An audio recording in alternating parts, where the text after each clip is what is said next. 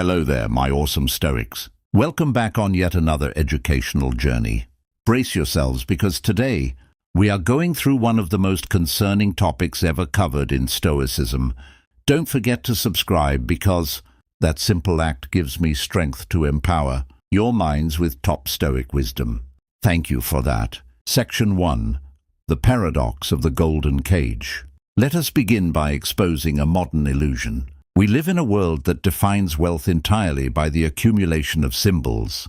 We count the digits in a bank account, look at the logos on a car, measure the square footage of a home, and look at the prestige of a title. We are taught from a very young age that if we can just accumulate enough of these external chips, we will finally buy our way into freedom, security, and peace of mind. But if you look closely at the high-stakes world of modern ambition, you will see a strange and terrifying paradox. You will see people who possess millions of dollars but are entirely enslaved by panic. They are terrified of losing what they have. They are consumed by envy of those who have more. They are trapped in a perpetual cycle of frantic busyness, unable to enjoy a single moment of the life they have built. They own the gold, but the gold owns them. They are living in a golden cage of their own design. 2,000 years ago, the wealthiest man in the Roman Empire faced this exact same dilemma. His name was Lucius Annaeus Seneca. He was a brilliant playwright, a billionaire investor, a political advisor, and a philosopher. Seneca looked around at the elite of Rome, men who owned vast estates, fleets of merchant ships, and endless piles of coin. And he realized something profound. He wrote, "No person is more vulnerable to emotional poverty than the one who is anxious about their possessions." Seneca realized that true wealth is not an accumulation of external assets. True wealth is a state of psychological sovereignty. It is the capacity to hold immense resources in your hands without letting them take root in your heart. It is the rare and powerful ability to navigate the volatile currents of the marketplace with absolute internal stability. To think like a wealthy Stoic is to completely invert the modern definition of abundance. It is to recognize that poverty is not a lack of money. Poverty is an insatiable, unquenchable desire for more. If you have $1 billion, but your happiness depends entirely on getting the next billion, you are a beggar in spirit. You are constantly operating from a place of scarcity, fear, and dependency.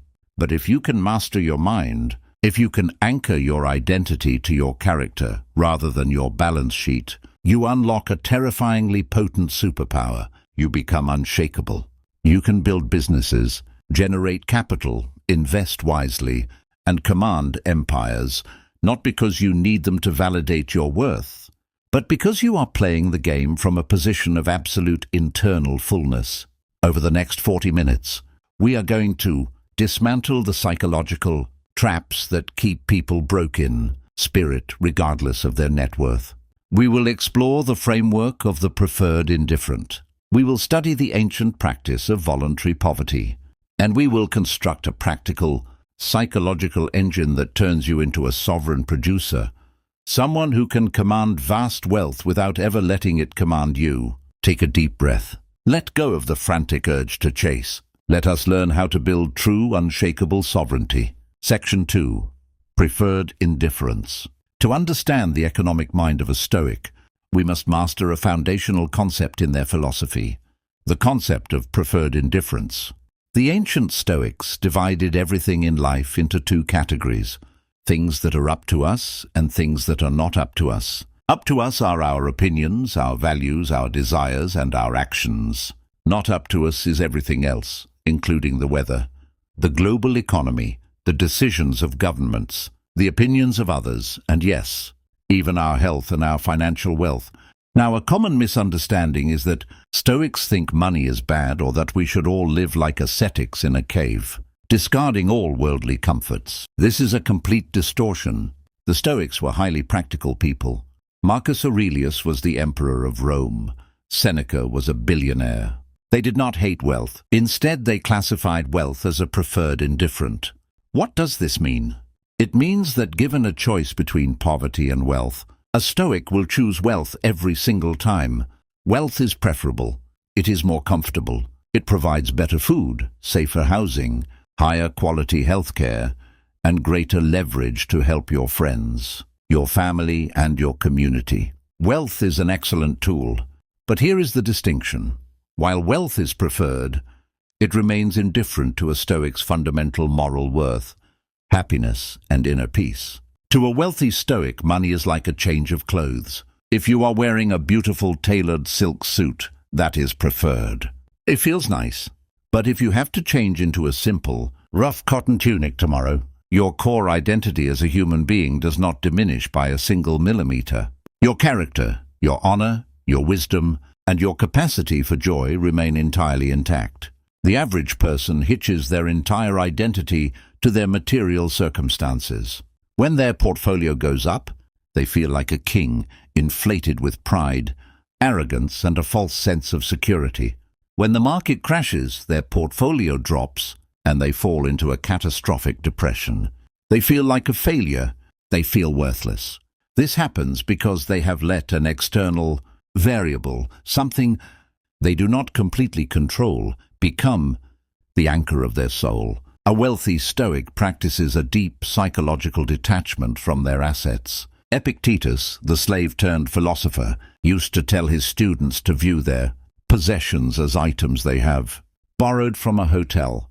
When you stay in a beautiful hotel room, you enjoy the view, you sleep in the soft bed, and you use the fine towels. But when it is time to check out, you don't weep or scream at the front desk because you can't pack the furniture into your suitcase. You recognize that the room was never yours. It was merely yours to use for a season. When you look at your bank account, your investments, or your business through this lens, your relationship with money completely transforms. You stop operating from a defensive, paranoid place of fear. You realize that a market crash cannot destroy you. An economic recession cannot diminish your character. A bad business venture might deplete your capital, but it cannot touch your capacity to think strategically, act honorably, and rebuild from scratch. This psychological freedom makes you an incredibly dangerous competitor in the marketplace. While everyone else is paralyzed by risk aversion, playing not to lose because their fragile egos are tied to their money, you are free to play to win. You can make cool, calculated, rational decisions because you are not emotionally held hostage by the outcome. You treat money as a game piece, not a life support system for your identity. Section 3. The economy of the mind. Let us shift our focus to the true currency of the world. We think the most valuable resource on earth is the US dollar, gold, oil, or real estate. It isn't. The ultimate, scarcest, most precious currency in existence is your attention. Every company on earth is fighting a brutal war for your attention. Every app on your phone, every notification, every breaking news headline, every advertisement is trying to pickpocket your focus. They want to steal your attention so they can monetize it. And if you allow your attention to be fractured and scattered across things that do not matter, you are living in deep financial and mental bankruptcy. Marcus Aurelius, while ruling the Roman Empire through pandemics, wars, and economic strain, sat in his military tent at night and wrote a private journal. In those pages, he reminded himself, the value of your mind is determined by the things you allow your attention to rest upon. Think about where the average person invests their attention capital. They spend 3 hours a day scrolling through short-form videos of strangers. They spend hours arguing with people they don't know on social media about politics they cannot change. They spend their energy worrying about macroeconomic trends that are completely out of their control. They are treating their attention like garbage, throwing it away to anyone who passes by.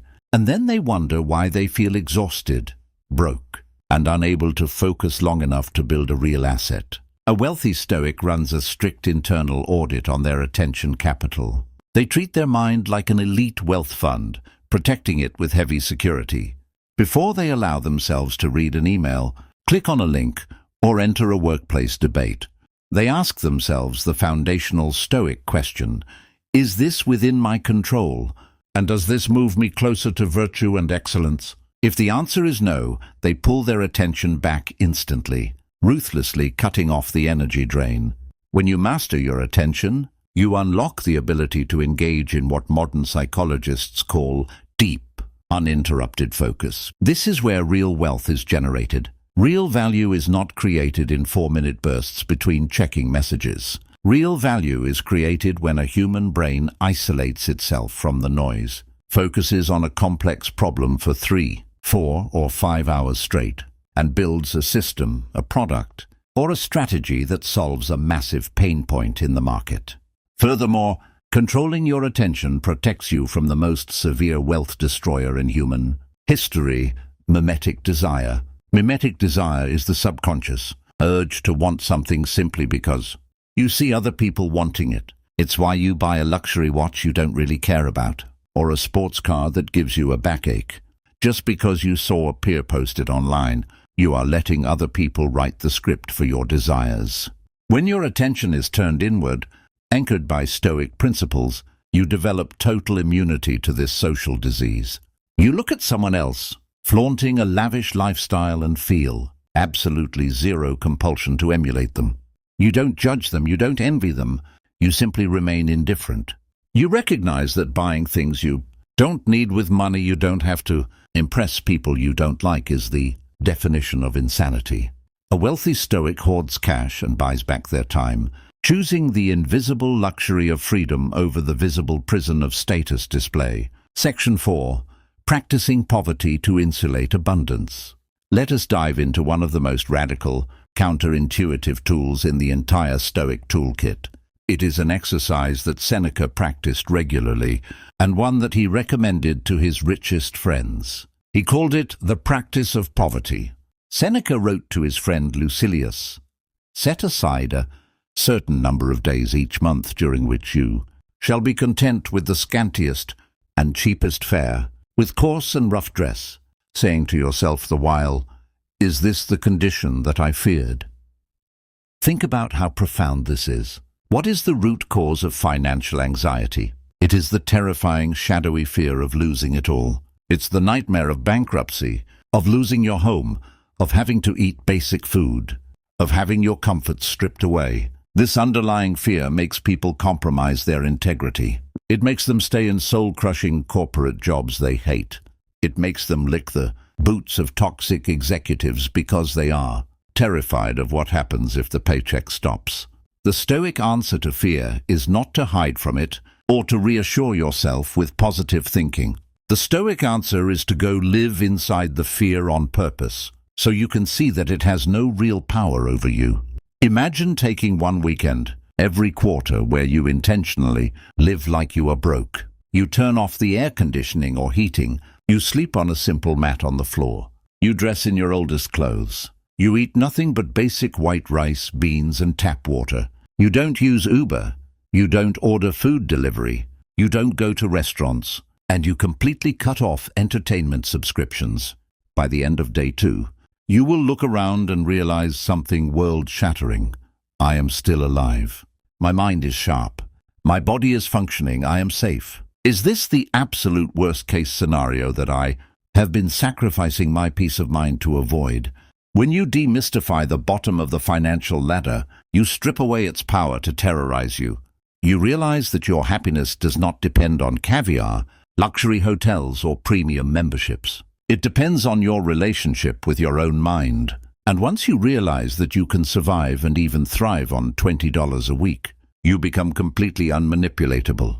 No boss can threaten you into compromising your values. No client can hold you hostage with a bad contract.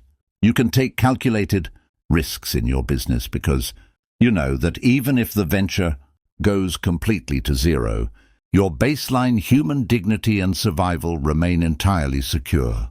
This practice also creates an extraordinary side effect. It restores your capacity for radical gratitude. When you spend 3 days drinking plain tap water and eating dry beans, a simple cup of black coffee on Monday morning feels like an absolute miracle. A warm shower feels like a 5-star luxury resort. You break your addiction to convenience and comfort, ensuring that you remain the master of your lifestyle, no matter how wealthy you become. You see, The dangerous trap of wealth is that comfort slowly crawls up around you like ivy, eventually strangling your resilience.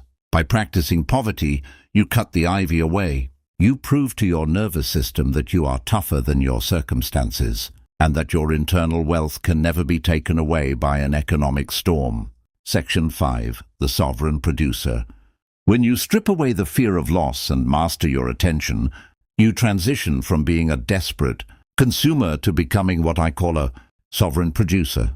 The consumer operates from a mindset of dependency. They look at the market and think, what can I get from this? How can I extract status, security, or validation? The producer, especially the Stoic producer, operates from a mindset of contribution and agency. They look at the world and ask, what value can I create? What problem can I solve? What chaotic system can I bring order to through my labor and intelligence?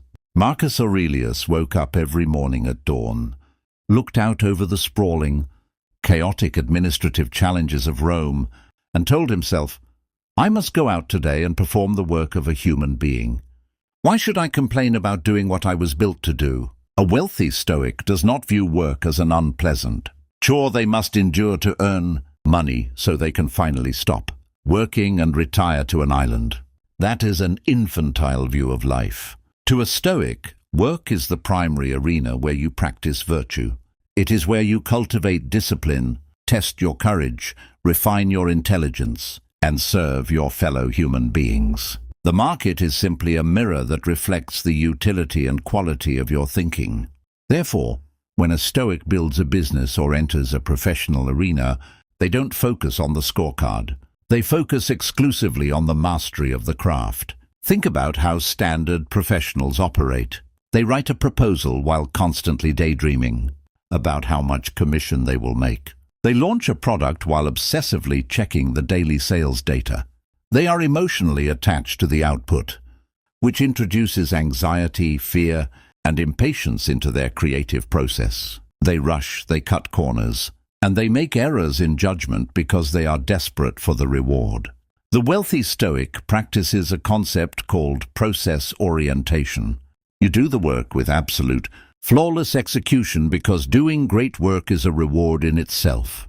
You treat your code, your design, your financial model, your speech, or your product as a direct reflection of your character. You pour your whole soul into it, and once it is finished, you launch it into the market and let it go. If it becomes a massive financial success, you accept it with grace, using the capital to fund bigger, more meaningful projects. If it fails or gets rejected by the market, you don't despair. You analyze the feedback with cold, scientific rationality, make adjustments, and return to the arena. Because you aren't emotionally dependent on the market's applause, you can stay in the game longer than anyone else. While your competitors get discouraged by a bad quarter and quit, or get inflated by a good quarter and become lazy, you remain steady, consistent, and relentless. You become an unstoppable compounding machine. Section 6. The True Balance Sheet. We are coming to the end of our time today, and we must close by looking directly at the ultimate balance sheet of your life. In financial accounting, a balance sheet measures assets against liabilities to calculate net worth. But in the accounting of existence, your true net worth is calculated by a very different metric. When you reach the end of your life, when you are lying on your deathbed, the universe will not ask for a printout of your investment accounts. It will not care about the titles you collected or the exclusive clubs you belong to. All of those things will instantly dissolve back into the dust from which they came. The only question that will matter in that final room is this: who did you become while you were busy playing the game of life? Did you use your search for financial security as an excuse to live in fear, greed, and paranoia? Did you let the pursuit of money hollow out your empathy, destroy your relationships, and fracture your mind into 1,000 pieces of anxiety? Or did you use the marketplace as an arena to forge an unshakable, noble and wise soul? To think like a wealthy Stoic is to realize that the ultimate luxury is not freedom from labor, it is freedom from anxiety. It is the priceless luxury of sitting in a room alone in absolute silence, completely content with who you are, needing absolutely nothing from the outside world to validate your existence. As you step away from this presentation today, do not change your financial goals. Keep building, keep investing, keep creating massive value and generating significant capital. There is no virtue in poverty, just as there is no vice in wealth. But change your internal posture. Take a mental step out of the golden cage. Turn off the notifications that fracture your soul. Run an audit on your attention. Pick one weekend soon to practice voluntary poverty and stare down your financial nightmares. And above all, remember the mantra of the wealthy Stoic. Money is a tool I command, but my mind is the kingdom I rule. Be the master of your wealth, never its servant. Build your empire externally, but guard your sanctuary internally. Thank you for your attention, your focus, and your commitment to true, unshakable sovereignty. Take a deep breath, step back into the marketplace, and play the game as a free human being.